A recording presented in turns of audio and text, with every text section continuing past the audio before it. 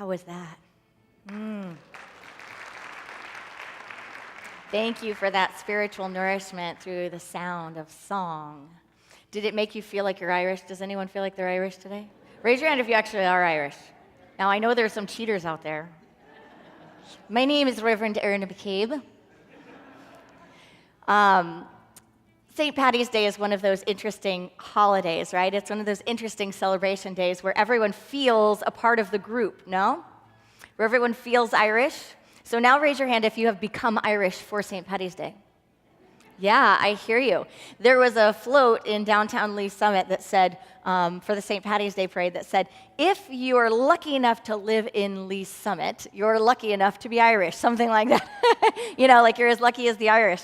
But it's an interesting thing in consciousness because it really is one of those experiences that if we look at our genetic line, it could have nothing to do with a lot of the people that are celebrating it, right? But it is one of those holidays, one of those celebrations where it draws a festive spirit and it makes people feel included. It takes the best from culture and from community and brings people together in a festive spirit. And isn't that what the beginning of Unity was about?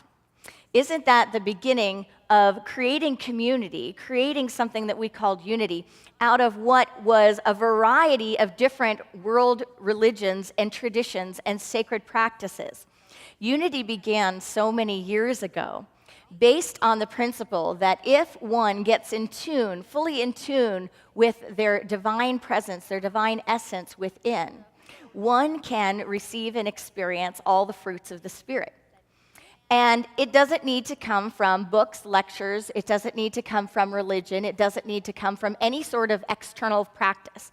That in fact, each of us were born with a map within us, with a divine map within us that would unfold an expansive religion of the heart that is custom designed for us to reach our highest level of awareness and awakening.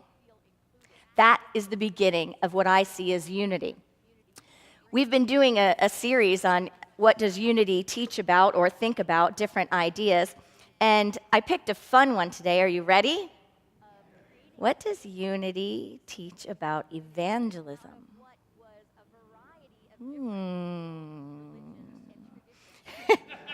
Can I get an amen? What does unity teach about evangelism?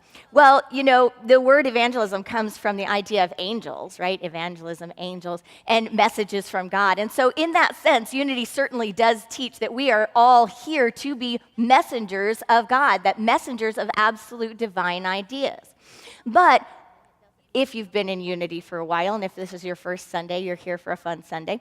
But if you've been in unity for a while, you have noticed that it's a very quiet spiritual practice.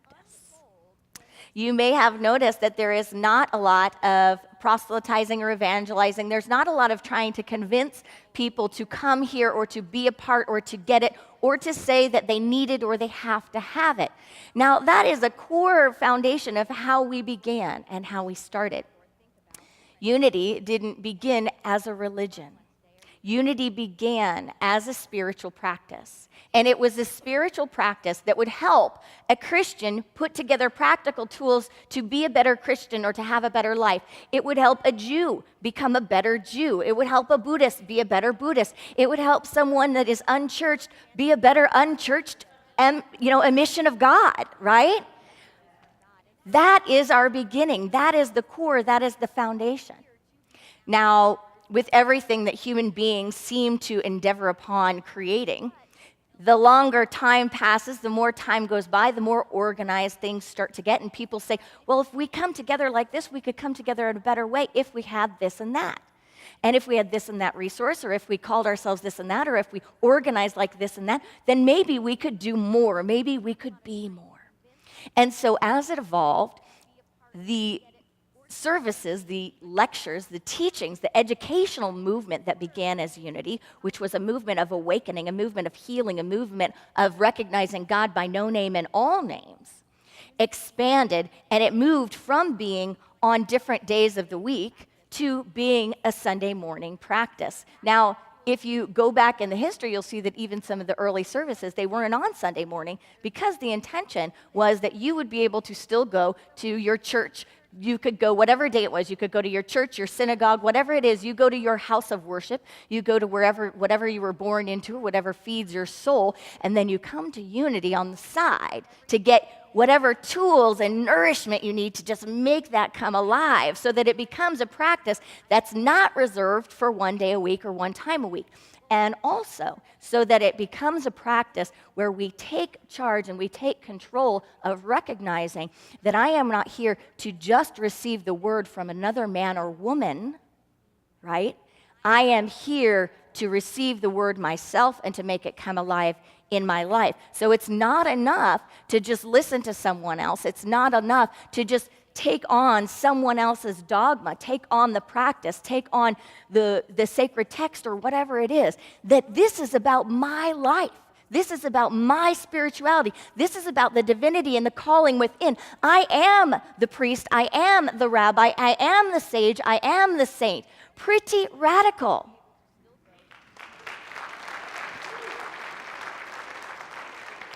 And that's how we began. Unity began not as a top-down organization, not as a top-down system, but it began as spiritual seekers coming together because we know if we're sitting here, if we're alive, we all have something. We all have something to teach. We all have something to give. We all have something to share. We all have something to learn. Whew.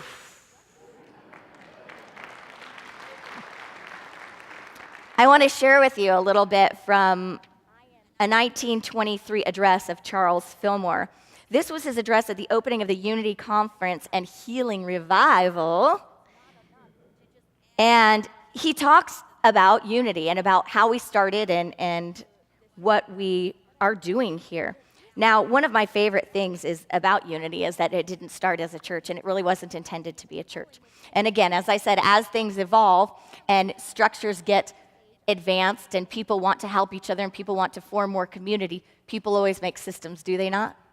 Yeah, they make systems. So it did evolve, and we do get together on Sunday morning. And that's one of the reasons why when we've looked at all of the people that consider themselves unity, that's why a lot of times you'll hear it called a spiritual community rather than a church. You'll hear all of these really open expressions that invite people in because you have people from all faiths in unity. You have people that are unchurched in unity. You have people that are not even interested in the idea of church in unity, yet we come together so that our offerings are tax deductible. No, just kidding.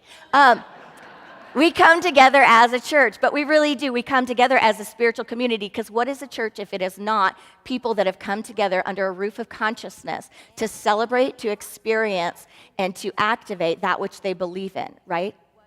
Their deepest core beliefs, their deepest faith, their deepest practice, and to support each other and help each other. Now, in our world, we have titled and labeled that a church. And so now we have things like membership, we have things like bylaws, we have things like annual meetings. And it's still evolving, and unity is always asking itself, what am I? What are we now? That is the question for each of us to ask ourselves, and for us as a spiritual community and as a spiritual movement to ask ourselves. What are we, and where are we going? So let's take a look at where we've been. 1923, Charles Fillmore. Charles Fillmore said this: unity as a religion, and by this time in 1923, he was obviously recognizing that it was leaning towards that idea of being a practice that people might take on as being their primary practice rather than the additional practice that goes along with whatever their upbringing was. Unity as a religion does not claim to have discovered anything new. We have simply gathered together and unified all that is good in many religions. We do not claim that we have discovered any new truths, nor that we have had any special revelation of truth. There is truth in every religion. It is my privilege to take truth from any source, put it into my religion, and make it fundamental as a rule of action in my life. That is what all Unity students do. So when we talk about the religion truly is the whole spiritual practice that each of us as individuals has designed from birth through transcendence, taking into account all of the wisdom and all of the practices that nourish us as spiritual beings and remind us that we can lift the human condition, lift it to be in alignment with our full spiritual nature. He goes on to say, 38 years ago, Mrs. Fillmore and I began this unity work, and it was a very small beginning. We had studied various religions, but were not satisfied to accept any of them wholly. We said, there are so many religions, let us go ahead for ourselves. Let us do what we think is best and ask God to be with us and lead us and guide us. Pretty progressive, pretty radical, especially for the time.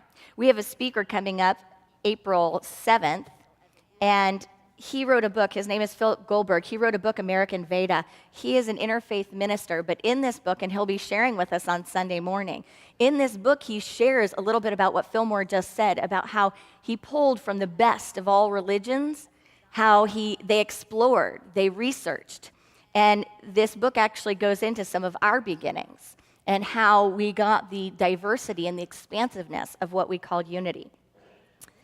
Charles Fillmore goes on to say that people of every religion under the sun claim that we either belong to them or have borrowed the best parts of our teaching from them. We have borrowed the best from all religions. That is the reason we are called unity. He goes on to say, before that, we had called ourselves practical Christians, new thoughters. In fact, we had called ourselves any old thing. He goes on to say later in the address, we studied Christian science, and Christian science, to my mind, is the most wonderful interpretation of Christianity. But Christian science segregated itself and became a church. Interesting, right? So that's Fillmore, because now unity has, to some degree, done that. So how do we be in this place of having done that but not doing that? How do we do it? How do we pioneer a new spirituality that breaks down the walls of what we call church and is fully expansive? He was invested in not segregating ourselves, in not claiming that we have the right way and that you need this on Sunday morning at this time in order to live the fruitful life that you are here to live. He goes on to say, we were not desiring to join another church, but to find the truth in all churches. We were also classed as new thought people, mental scientists, theosophists, and so on. But none of these sufficiently emphasized the higher attributes of man, and we avoided any close affiliation from them. He goes on to say, unity is not a sect, not a separation of people into an exclusive group of know-it-alls. Amen? So if we ever start to act like an exclusive group of know-it-alls, we can say, our founders really warned against that. Yeah, he likes to know it all. That was good. Unity is the truth that is taught in all religions, simplified and systematized so that anyone can understand and apply it. I think that's a beautiful quote because I think it really nutshells what we're here about. So, if this is what unity is, if it is this taking of the highest principles, the highest practice, in fact, the mysticism of all religions, the mystical in all religions, that highest teaching of all religions and all spiritual practices. And if we believe in unity, which we do, that we are already saved and that we are in the right place at the right time and that the right teachings can come to us wherever we are, what are we doing here in church? Because those are some of the foundations, right? Those are some of the foundations of evangelism, are that you need this because you need to be saved. You need the gospel according to the way I got it in order for you to be okay in your life. And from a very heartfelt place, if you don't have that, I am concerned for your damnation or your well-being or eternal fires of hell or whatever all these ideas are that might happen. Now, I had a grandmother that was very scared for me when I began following the unity path. She was Catholic. And the thing is, I never felt really hurt by it, even though I was the granddaughter that probably was the most spiritual. And now, as it turns out, I guess, well, not spiritual, right? But how do you even call it, right? The biggest seeker at that time. I thought that would be like a bonus, like little brownie points, right? It wasn't. It was pretty awful. It was very sad for her. It was very scary for her. But I was never angry with her. Why?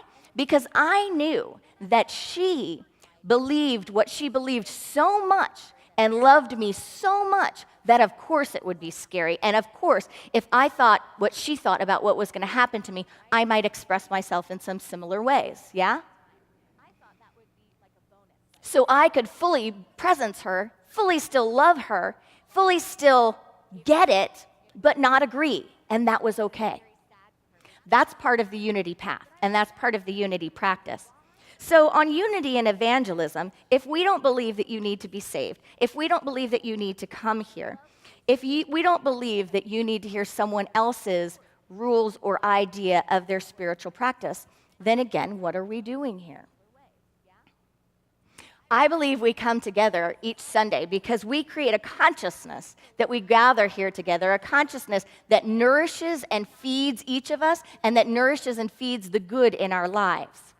I believe that people find unity in a very, very powerful way. They find it by what we call divine appointment. Because there was no one who said you have to have this or scared you. Did anyone get scared into coming here? Is anyone scared not to come here? When you enter a practice, not out of fear, but you enter a practice, a spiritual practice and a path, because something inside of you was drawn to it, was magnetized to it. Something inside of you said, this is for my expansiveness. It is yours. It is yours and it cannot be taken away. When we get that for ourselves, we get something that is so great because, see, some things can be bought and sold, but consciousness can never be bought and sold, nor can it, in fact, even be given. So when we recognize that we live in a friendly universe, that we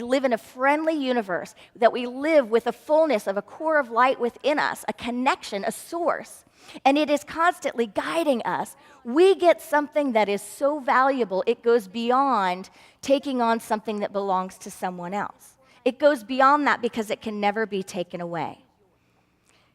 It breaks through that idea that we still have in consciousness, do we not, that if I do A, B, and C, I will be fine. If I don't, I will be cursed. That idea still exists. Have you checked your email lately?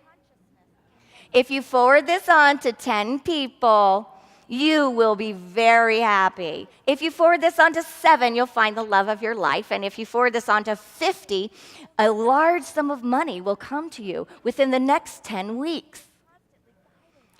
These ideas, these concepts, are part of the human condition.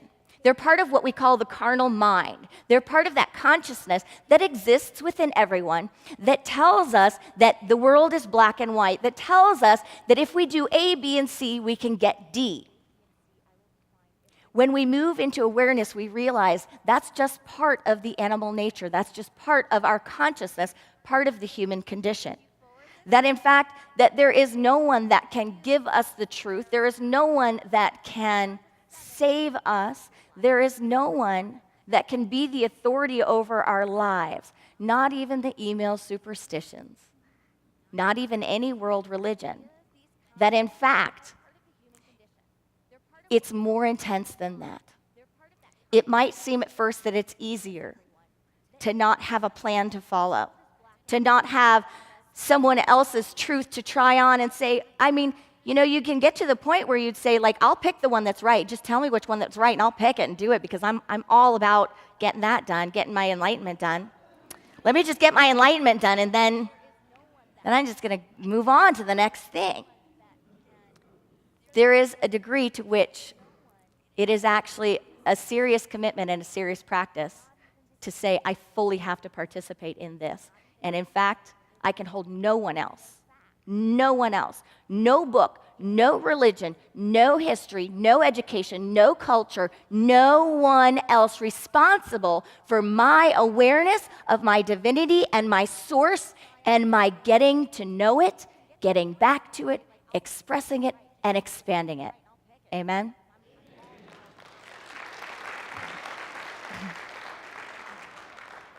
So back to unity and evangelism. There are a couple of reasons why you don't see a lot of evangelism in unity. And you may in the future, who knows? We're all evolving. I was on a Unity FM program with a great minister friend, and that topic came up. And when that topic came up, we had this thing back and forth, and the other minister said, well, I think, it's time to do this. We need to be evangelists, like people, da, da, da, da, da. And I went back and I said,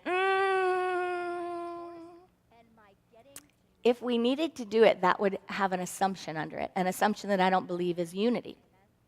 And that assumption is that people need it.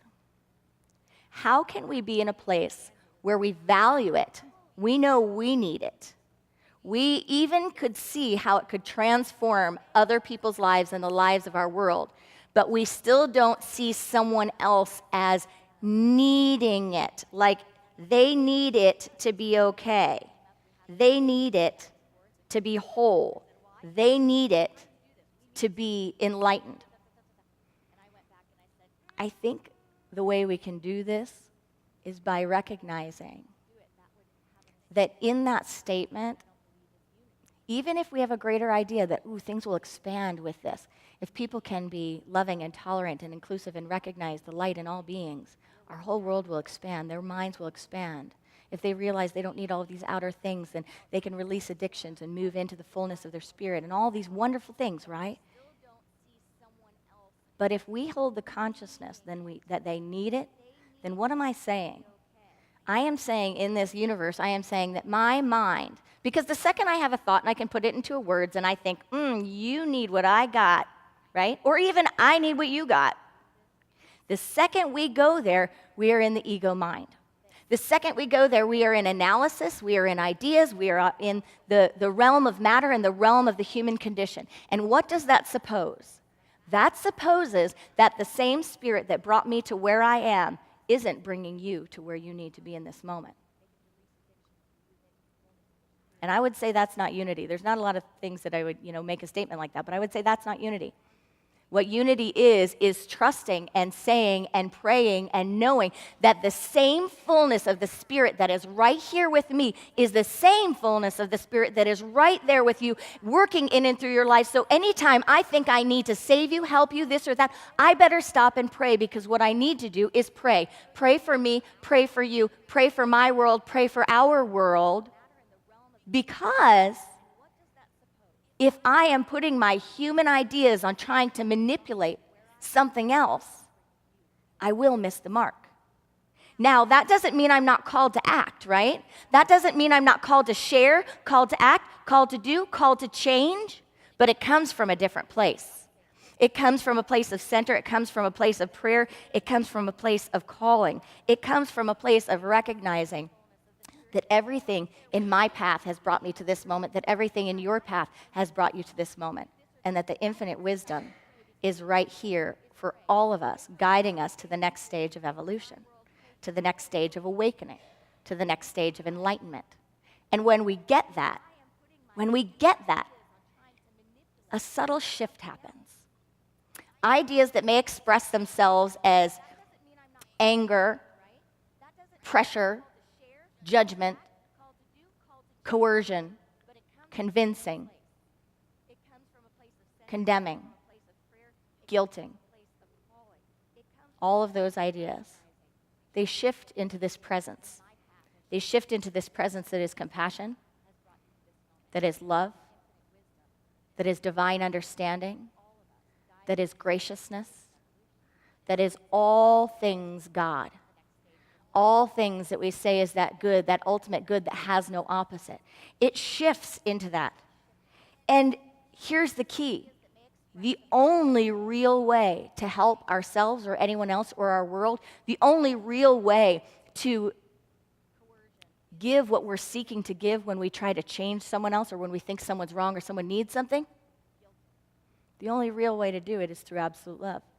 It's through demonstrating what we call in unity the Christed consciousness, the enlightened consciousness, the awakened state of awareness, and demonstrating it so purely that it ushers in a new experience. And then something funny happens, which has happened in unity, and it may have happened to you. But people become so alive that other people say, what are you doing and where are you going? Because I've known you for years, and I've never known this you. Or things start happening in your life, in your family, in your bank account, in your world, and people go, well, how did you get there? And then you share the co-creative principles. That, I believe, is the type of teaching, the type of spreading that will happen in unity. But we know from our history that if the purpose of all life and the purpose of all religion is to demonstrate the spirit of which we are all coming and emanating to the highest degree, that it hasn't always been maximized through the practice of religion, has it? Being our highest selves has not always been maximized through the practice of religion. In the book Handbook for Spirit, there's an article by the Dalai Lama, and it says this: the essence of all religion is love, compassion, and tolerance. Kindness is my true religion. No matter whether you are learned or not, whether you believe in the next life or not, whether you believe in God or Buddha or some other religion or not, in day-to-day life you must be a kind person. When you are motivated by kindness, it doesn't matter whether you are a practitioner, a lawyer, a politician, an administrator, a worker, an engineer, whatever your profession or field, deep down, you are a kind person. Love, compassion, tolerance are necessities, not luxuries. Without them, humanity cannot survive. If you have a particular faith or religion, that is good. But you can survive without it if you have love, compassion, and tolerance. He goes on to say, every major religion has similar ideas of love, the same goal of benefiting through spiritual practice, the same effect of making its followers into better human beings. All religions teach moral precepts for perfecting the functions of mind, body, and speech. All teach us not to lie or steal or take others' lives, and so on. The common goal of all moral precepts laid down by the great teachers of humanity is unselfishness. We might also call that unity. Unity. If unselfishness, think, not to be selfish, not to consider only what we consider self. So if we're not considering self only, then we're not considering anyone else as other. So the practice of considering unity in all beings as united from the one Spirit is a divine practice of unselfishness. Those teachers wanted to lead their followers away from the paths of negative deeds caused by ignorance and intolerance and introduce them to the path of goodness. All religion can learn from one another. Their ultimate goal is to produce better human beings who will be more tolerant, more compassionate, and less selfish. So that idea of moving from ignorance is the idea that founded unity. It was not only ignorance of spiritual practice, ignorance of the mind and thought ideas and all of this, but it was also ignorance of the body, ignorance of the idea that we need to live in suffering lives. But still, no need to convince others that they need this truth. In fact, the greatest thing is to be a presence of this statement by Albert Einstein. He said, the most important decision we make is whether we believe in a friendly or a hostile universe. Unity is founded on believing in a friendly universe. And in fact, not just believing it, but demonstrating it, proving it, making that truth come alive. So I get the question sometimes, what do you do with others? How do you deal with others in other religions when they try to put it on you or try to convince you, or when you feel like you need to help them, or when you have friends and family members and people that have such different ideas from yourself? How do you talk to them? How do you convince them? How do you approach that diversity that we see? And that diversity, it may just be a seeming, but it seems to have gotten stronger, doesn't it? Some different views and what's going on with our world, politics, guns, all this stuff, right? Very diverse. So what do you do? How do we approach it? My answer is always the same. And it's always that there's nothing that needs to be done. It is to be a presence. There is no great argument to give another person, and there is no purpose in fighting about it or creating more of a separation. The purpose more would be standing up for and standing in what you stand for. Going to the very, very basics of what we just talked about, all religions have in common. I stand for love. I stand for that which is not based on fear. I stand for that which is inclusive. I stand for that which is, right? You feeling that there? To just be in the presence of what we stand for. Because it is only the consciousness of understanding and the consciousness of love that brings about great transformation. There's an art to allowing, to trusting, to praying, to getting our practice and how our practice can benefit the world. And unity is not a sect that says we know it all. It is not a practice that says if you don't have this, you're not going to be okay. Because in fact, the deep, deep practice is that we walk the path of constantly knowing and constantly blessing and constantly emanating and radiating a deep, deep vibrational field of consciousness that reminds our world that it is beyond okay. That in fact it was born in love, that it exists in love, and that when we are a presence of that love, we are healed. And that healing takes place according to, just like a divine appointment, divine timing. There's a passage I want to share from the book I Am the Door that I've been teaching from. It says, no one can resist a person, and I'd say a movement, that radiates love. He goes on to say, you do not have to go out aggressively to spread the message. You do not have to hit people over the head with it and drag them back to your churches or synagogues. Just love each other, and people will come and fill themselves to the brim, and they will return home with their cup running over. This is how the teaching spreads. Being a minister of love, which is all of us. Is effortless. You just keep loving people, and people keep coming. You keep admitting your mistakes and confessing your worries and fears, and people hold you ever more deeply in their hearts. He goes on in another chapter to say this, I have given you only 2 rules, to love God and to love one another. Those are the only rules you need. Do not ask me for more. Do not ask me to take sides in your soap opera battles. He says, when the truth comes to you, you will no longer need to attack your brother. Even if you think you are right and he is wrong, you will not attack him with the truth, but offer him your understanding and your support. And together, you will have moved closer to the truth because of the love and gentleness you share. Namaste.